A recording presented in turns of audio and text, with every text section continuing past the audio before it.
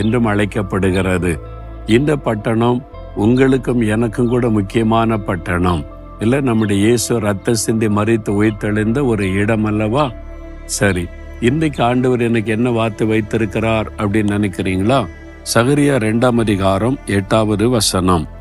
உங்களை தொடுகிறவன் அவருடைய கண்மணியை தொடுகிறான். அதாவது நீங்க ரட்சிக்கப்பட்டு ஆண்டவருடைய பிள்ளை ஆயிட்டா இயேசுவின் கண்மணிகளாக மாறுகிறீங்க. உங்க கண் வெளியே உங்களை தொட முடியுமா பாருங்க. உங்க விரலை வச்சு அப்படி பாருங்க, கண்ணு மூடிக்கொள்ளும்.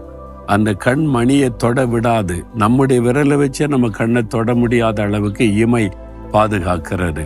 அப்போ ஆண்டவர் சொல்றாரு, என் மகனே மகளே, உன்னை ஒருவர் தொட்டா என் கண்மணியை தொடுகிறான்னு அர்த்தம்.